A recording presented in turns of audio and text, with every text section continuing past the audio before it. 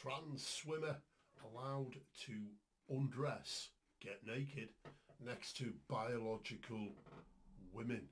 And females who complained were told to get re-educated. Don't they do that in China? Didn't they do that in the Soviet Union? Re-educate. If the new norm doesn't fit in with reality, then the reality holders need to be re-educated. That's where we're at. Trans fake, remember folks, fake swimmer. That means trans, you have to translate to fake. Trans woman, fake woman, trans man, fake man. Biological women, X chromosomes, and biological males, XY chromosomes, are the only males and females in all of God's creation. Anything else is fantasy land, is not reality. It's not part of the natural order. And those of us who think clearly understand that.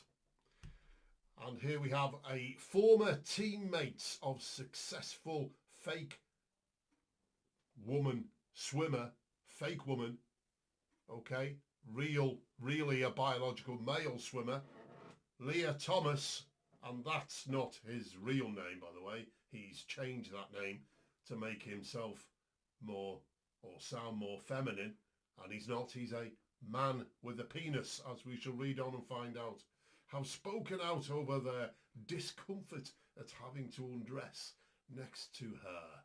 It should be next to him. 18 times a week. A highly contentious issue in America's culture wars, the debate over trans participation, fake gender participation in women's sports has spilled over from the pool and into the locker room. Addressing the House's Judiciary Committee on Thursday, Thomas, former teammate and NCAA Division I swimmer Paula Scanlon, told lawmakers that complaints fell on deaf ears.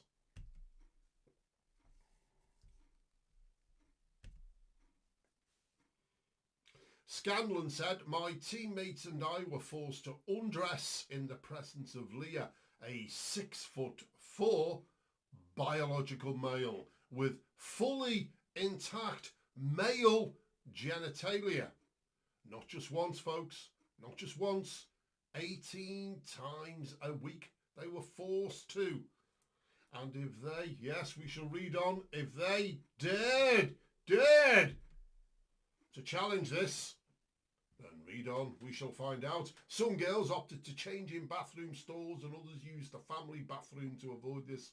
When teammates raised the issue with the university, Scanlon says they were offered counselling to re-educate with the intention of making them comfortable with the idea of undressing in front of a male, but not just any male, a strange male, a predator male, a weak male who has decided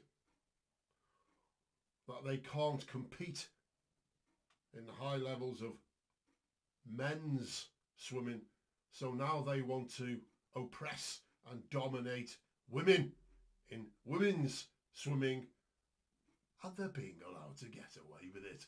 Addressing the committee meeting called The Dangers and Due Process of Violations of Gender Affirming Care, Scanlon said, to sum up the university's response, we, the women, were the problem, not the victims.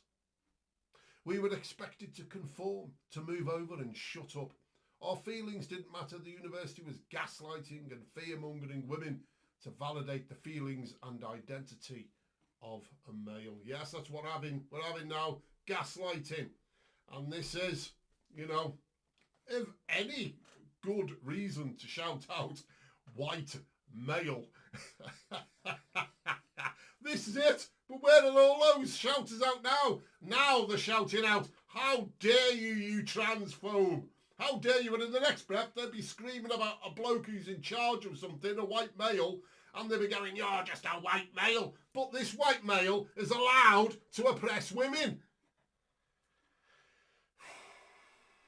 Thomas had previously competed in the male swimming team before beginning the transitioning process in 2019 and joining the female team.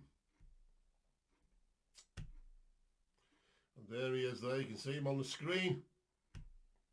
Competing in the men's team for the 2018-19 season, Thomas ranked, listen to it, wait for this, he was 554th in the 200 freestyle. 554th when competed against men. 65th in the 500 freestyle. And 32nd in the 1,650 metre freestyle. Now, in the 2021-2022 season, those rankings improved when competing in the women's team to 5th. 5th in the 200 metre freestyle, from 554th to 5th. First in the 500 freestyle, from 65th to 1st. And 8th in the 1650 freestyle, from 32nd. Can you see where this is going? Thomas became the first transgender woman, fake woman, real biological man, to win an NCAA swimming title at the Ivy League Penn, and was nominated for the NCAA Woman of the Year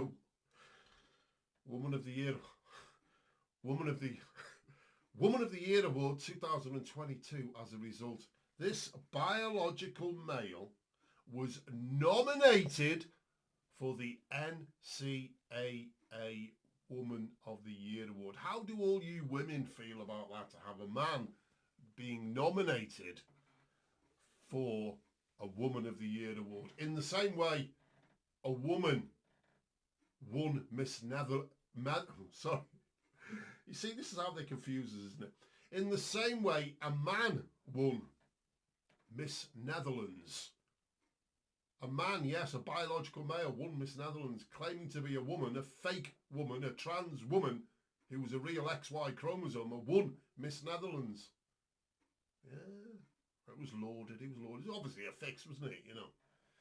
Looking back, Scanlan told the committee Leah formerly had personal best times in every freestyle event that were faster than the women's world records. She added, today, any discussion maintaining the sanctity of women's spaces is labelled transphobic, bigoted and hateful. What's bigoted and hateful is discrimination against women. I think we can all see that, can't we? It's clearly discrimination against real women.